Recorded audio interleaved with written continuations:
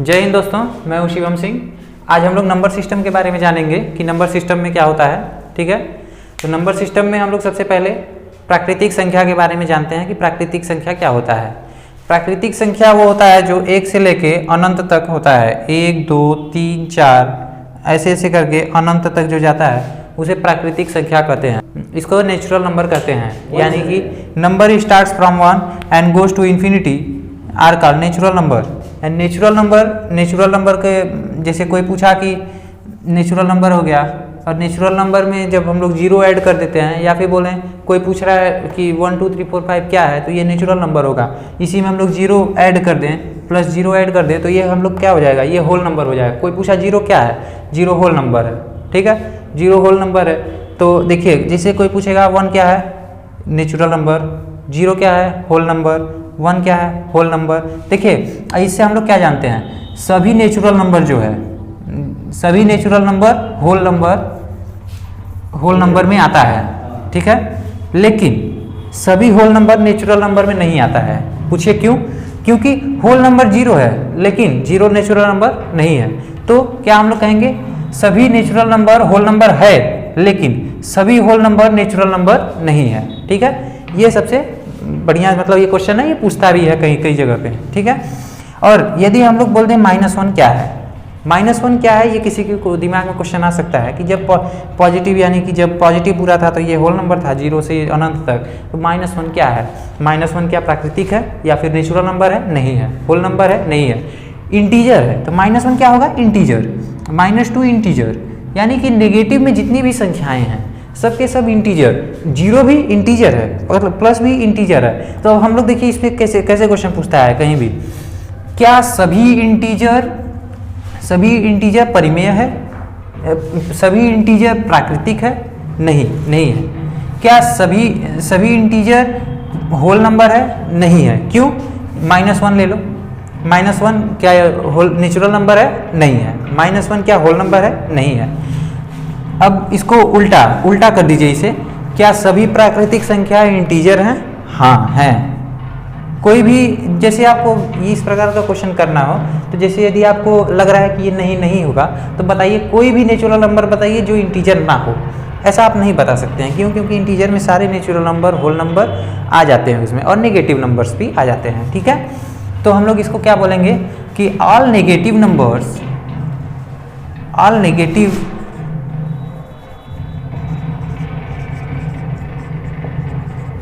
Positive number and zero, ये सभी number क्या होते हैं, इंटीजर होते हैं। ठीक है, अब इंटीजर के बाद जब हम लोग मतलब इस प्रकार का हो गया, जैसे मान लीजिए कोई देख रहा है, मतलब कि जैसे कोई भी किया नंबर्स को लेकर आया है, तो पहले वो प्राकृतिक नंबर के बारे में ही जानेगा। जैसे कोई है पहले 1 2 3 4 गिनता है, जैसे हम लोग कोई सामान लेते हैं देते हैं 1 2 3 4 करके ही गिनते हैं। फिर उसके बाद कोई मतलब उसके बाद जीरो का कुछ ज़रूरत पड़ा तो जीरो आ गया। फिर उसके बाद इंटीजर का यानी कि जैसे नेगेटिव नंबर्स का ज़रूरत पड़ा हम लोगों को, तो नेगेटिव नंबर्स आ गया। तो अब कोई बोल दिया आधा या हाफ, या कुछ ऐसे √4 √3 √4 ये सब बोल दिया। ठीक है, तो ये सब कौन सी संख्याएं हैं? तो अब इसके लिए देखिए, इसके लिए हम लोग एक नया नंबर डिफाइन किए जिसको हम लोग बोलते हैं रेशनल नंबर या फिर परिमेय संख्या। अब परिमेय संख्या होता क्या है, इसका हम लोग डिफिनेशन देख लेते हैं। All numbers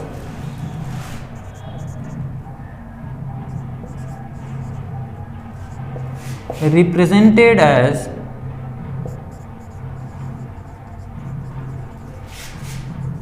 P by Q where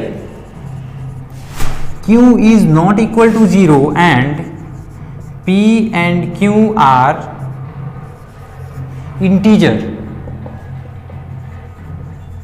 integer.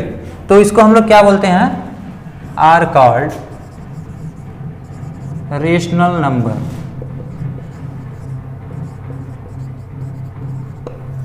देखिए ये बहुत ही जरूरी चीज़ है। देखिए यहाँ पे बच्चे क्या करते हैं, बच्चे अक्सर जानते हैं कि p बाई क्यू और क्यू नॉट इक्वल टू 0, बस इतना ही।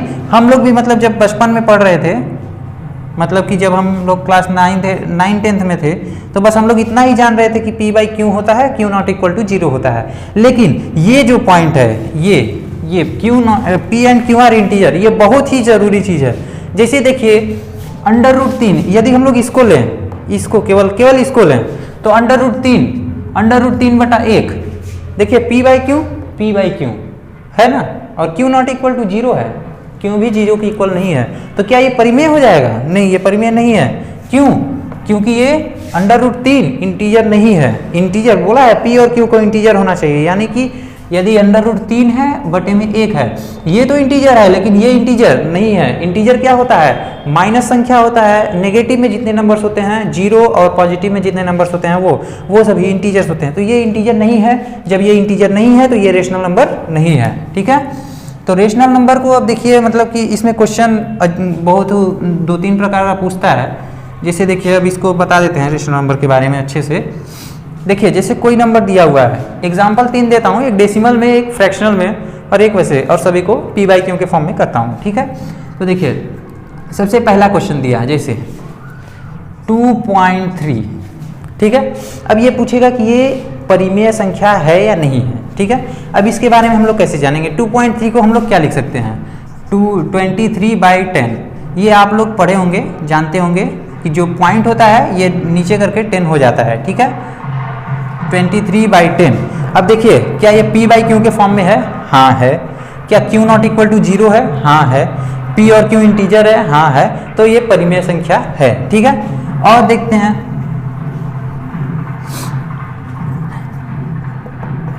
2.32135 बस इतने पे रोक दिया, आगे नहीं गया। ठीक है, ये परिमेय संख्या है? हाँ है। क्यों? देखिए इसको 2321356 अपान में 1 2 3 4 5 6 1 2 3 4 5 6। ठीक है, इसको इतना बटे में इतना लिख सकते हैं। क्या ये वो है, मतलब कि p बाई क्यू के फॉर्म में है? हाँ है। q नॉट इक्वल टू 0 है? हाँ है। और क्या p और q इंटीजर है? हाँ, दोनों का दोनों इंटीजर है। तो ये क्या हो गया? परिमेय संख्या हो गया। ठीक है, अब जैसे पूछ लेता है 22/7, ये क्या है? 22/7 क्या p बाई क्यू के फॉर्म में है? हाँ है। q नॉट इक्वल टू 0 है? हाँ है। p और q इंटीजर है? हाँ है। तो ये परिमेय संख्या है। ठीक है, तो आपका 2 तरीका हो गया है। अब एक तीसरे तरीके से क्वेश्चन कैसे पूछता है ये देखते हैं। ठीक है, मतलब कि √3 क्या ये परिमेय संख्या है? नहीं है। क्यों? क्योंकि √3 क्या है? अपरिमेय संख्या है। क्यों? क्योंकि इसको बटे 1, इसको p बाई क्यू के फॉर्म में लिख दिए, q नॉट इक्वल टू 0 हो गया, लेकिन p और q इंटीजर नहीं होगा। तो इस तरीके से होता है। ठीक, फिर उसके बाद हम लोग क्या करते हैं? √4 एग्जाम में कंफ्यूज करने के लिए पूछता है। देखिए √ में अक्सर बच्चे क्या मानते हैं कि √ में आया तो वो परिमेय संख्या नहीं होगा, लेकिन देखिए √ में इस प्रकार का संख्या दे देगा, तो इसका वैल्यू हम लोग लिख देंगे 2, और 2 है परिमेय संख्या। जो परिमेय संख्या है तो ये परिमेय संख्या है? हाँ है। ठीक है, अब देखिए, अब हम लोग डेसिमल के टर्म में कुछ अच्छे से जानते हैं। कोई भी नंबर है वो terminate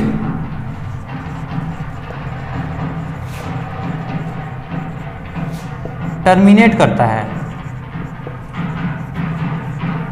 a second repeat,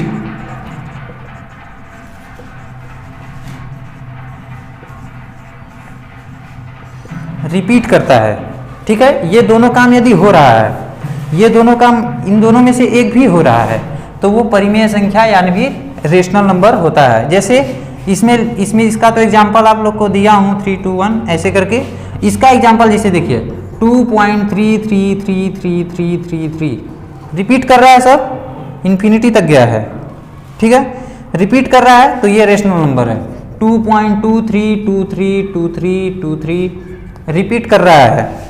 2.233333 repeat कर रहा है। ठीक है, तो ये सभी के सभी क्या है? सभी के सभी रेशनल नंबर हैं। ठीक है, इस प्रकार का क्वेश्चन अक्सर पूछता है। ये ध्यान रखिएगा कि रिपीट करेगा तो रेशनल नंबर, टर्मिनेट करेगा तो रेशनल नंबर, और फिर p बाई क्यू के फॉर्म में जानते ही हैं, वो तो मतलब कि डिफिनेशन है। और इसको भी हम लोग p बाई क्यू के फॉर्म में लिख सकते हैं, लेकिन वो वो यहाँ पे कोई उतना खास ज़रूरत नहीं होता है। देखिए अब हम लोग इरेशनल नंबर के बारे में जानेंगे। आवाज़ आ रही होगी थोड़ा सा आपको, मतलब कि बैंड बाजा का, क्योंकि बगल में शादी पड़ा हुआ है, तो आप लोग भी आनंद लीजिए और पढ़ते भी रहिए, क्योंकि पढ़ाई भी ज़रूरी है आनंद के साथ साथ, तो उसका कोई वो नहीं है। खैर बहुत ज़्यादा तो नहीं आ रहा होगा, फिर भी आ रहा होगा तो उसे थोड़ा मैनेज करिएगा। अब हम लोग अपरिमेय संख्या यानी कि इरेशनल नंबर के बारे में जानते हैं। तो हम लोग सीधे सीधे ये बोल सकते हैं कि जो भी परिमेय संख्या नहीं है वो अपरिमेय संख्या है। जैसे हम लोग वो जाने ही थे, जैसे √3 दिया हुआ है तो √3 परिमेय संख्या नहीं है, हमने प्रूफ किया था इसमें। जब ये √3 जब परिमेय संख्या नहीं है तो क्या है? अपरिमेय संख्या है। ठीक है, √3 हो गया, √5 हो गया, 1.2314532 1 7 6 ऐसे ऐसे करके अनंत तक गया है, कोई रिपीटेशन नहीं है, न तो ये कहीं रुक रहा है। तो ये क्या है? इरेशनल नंबर है। इरेशनल नंबर यानी कि अपरिमेय संख्या है। ठीक है, इसी प्रकार के क्वेश्चंस आपसे पूछे जाएंगे। कहाँ पे क्वेश्चंस पूछे जाएंगे? एग्जाम में, और जो कि आपको हमेशा जो बताया हूँ उसे याद रखना है और वही बताना है वहाँ पे। अब परिमेय अपरिमेय संख्याएं पे कुछ ऐसे ही क्वेश्चंस आते हैं, मतलब उसमें कुछ ऐसा पूछता है कि क्या सभी पूर्णांक संख्या परिमेय संख्या है? तो हम लोग बोलेंगे हाँ है। क्या सभी परिमेय संख्या पूर्णांक संख्या है? तो बोलेंगे नहीं है, क्योंकि 1/2 पूर्णांक संख्या तो परिमेय संख्या तो है लेकिन पूर्णांक संख्या नहीं है, यानी कि इंटीजर नहीं है। अब हम लोग बात करते हैं इवन और ऑड के बारे में। तो इवन और ऑड के बारे में जब हम लोग देखेंगे तो ये जानेंगे कि जो भी संख्या 2 से भाज्य है, यानी कि जो 2 से कट जाए, कोई भी संख्या दिया है उसको आप 2 से भाग दीजिए, यदि वो सही कट जाता है, यानी कि उसका आंसर जो है वो इंटीजर फॉर्म में आ जाता है। इंटीजर फॉर्म में यानी कि जैसे दो ही ले लें, 2 इवन है कि ऑड है? 2 इवन है। क्यों? क्योंकि 2/2 बराबर 1 आता है। ठीक है, कोई भी संख्या वो करेंगे जिसका इंटीजर आ जाता हो तो हम लोग बोलेंगे वो इवन है। अब अक्सर बच्चों को नहीं पता होता है क्या -4 इवन है कि ऑड है, इवन है कि नहीं? हाँ, -4 इवन है, क्योंकि इसे 2 से जब भाग देंगे तो -2 आएगा, जो कि -2 क्या है? इंटीजर है। जब वो इंटीजर है तो वो क्या है? इवन नंबर है। ऑड नंबर क्या होता है? ऑड नंबर वो होता है जो 2 से न कटे, यानी कि इवन का यदि एग्जाम्पल लिखना चाहें तो लिख सकते हैं 2 4 6 8 10, और ऑड का लिखना चाहें तो लिख सकते हैं 1 3 5 7 9, ऐसे ऐसे करके लिख सकते हैं। ठीक है, ये इवन हो गया, ये ऑड हो गया। अब प्राइम नंबर के बारे में आते हैं कि प्राइम नंबर क्या होता है। हमारा अगला टॉपिक है। जब प्राइम नंबर के बारे में हम लोग आएंगे तो प्राइम नंबर क्या होता है? प्राइम नंबर वो होता है जो केवल 1 से भाज्य हो जाए और खुद से भाज्य हो जाए। ठीक है, 1 एंड नंबर इटसेल्फ, या फिर बोल सकते हैं 1 से या फिर खुद से। जैसे 5 किससे भाज्य होता है? 1 से होता है, 5 से होता है। 2 किससे भाज्य होता है? 1 से होता है, 2 से होता है। अब हम लोग बोलते हैं 9 बोलेंगे 1 से होता है, 3 से होता है और 9 से होता है। ठीक है, तो इसके 2 से ज़्यादा भाज्य हैं। ठीक है, इसके 2 से ज़्यादा फैक्टर हैं, तो हम लोग बोल सकते हैं जिसका दो फैक्टर होते हैं उसे हम लोग प्राइम नंबर बोलेंगे हमेशा। ठीक है, और जिसके 2 से ज़्यादा फैक्टर होते हैं उसे हम लोग प्राइम नहीं बोलेंगे। ठीक है, कोई पूछा 9 प्राइम नंबर है कि नहीं है, तो हम लोग बोल देंगे 9 प्राइम नंबर नहीं है। ठीक है, तो प्राइम नंबर इसी पे ख़त्म होता है। और इसके बाद हम लोग अगला टॉपिक स्टार्ट करते हैं कंपोजिट नंबर के बारे में। अब कंपोजिट नंबर क्या होता है? कंपोजिट नंबर को देखिए हिंदी में आप लोग देखेंगे थोड़ा ज़्यादा समझ में आ रहा है। अभाज्य संख्या, भाज्य संख्या, यानी कि जो नहीं कट रहा है, जो मतलब कि किसी से नहीं, यानी कि अपने और 1 के अलावा किसी से नहीं कट रहा है, तो उसे प्राइम नंबर बोलेंगे। भाज्य संख्या मतलब 1 और खुद के अलावा किसी और से भी कट रहा है, यानी कि जिसे 9 क्या है? कंपोजिट नंबर है। ठीक है, 2 कंपोजिट नंबर नहीं है। ठीक है, 9 कंपोजिट नंबर है, 2 कंपोजिट नंबर नहीं है, 5 कंपोजिट नंबर नहीं है। ठीक है, इसी प्रकार कंपोजिट नंबर के बारे में होता है।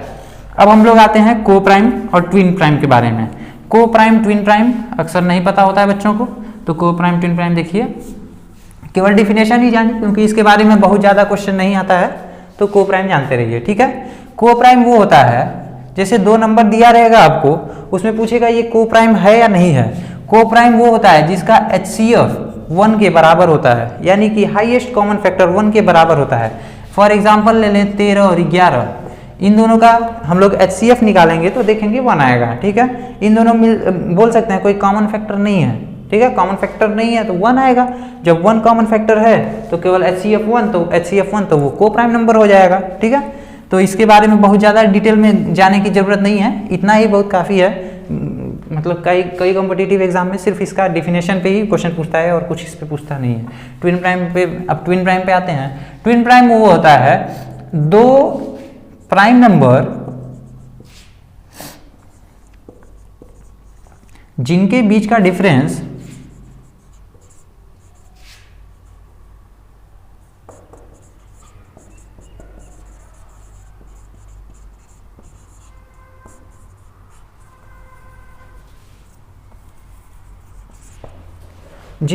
डिफरेंस दो होता है, उसको हम लोग क्या बोलते हैं? Twin prime number.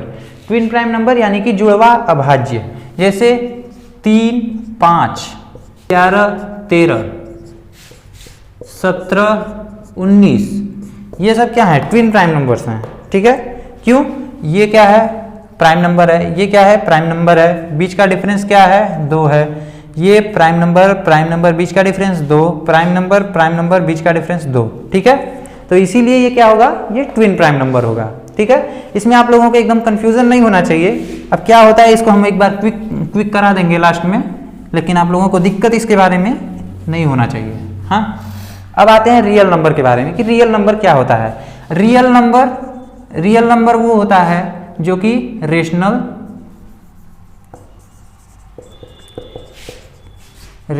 And irrational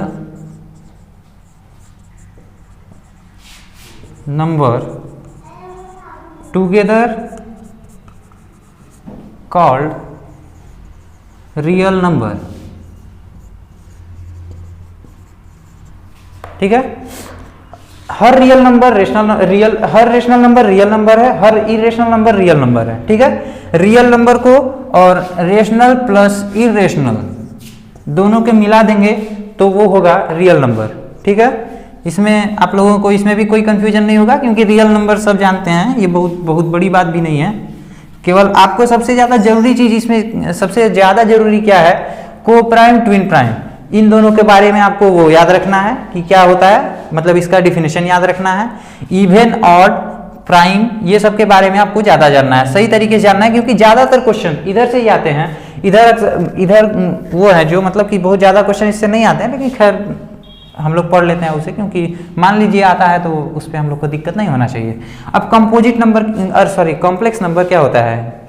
गलती हो गया, कॉम्प्लेक्स नंबर क्या होता है? अब कॉम्प्लेक्स नंबर के बारे में देखते हैं। कॉम्प्लेक्स नंबर वो होता है जिसमें अंडर रूट में -1 यानी कि आयोटा से जिसको हम लोग रिप्रेजेंट करते हैं। आयोटा क्या होता है? अंडर रूट में -1 को हम लोग आयोटा बोलते हैं।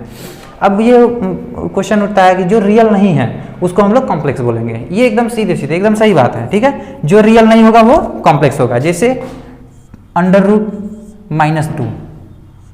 अंडर रूट में -2 क्या है? अंडर रूट में -2 क्या है? कॉम्प्लेक्स नंबर है। क्यों? इसको लिख सकते हैं 2i, ठीक है। अंडर रूट में -1, अंडर रूट में -1 इंटू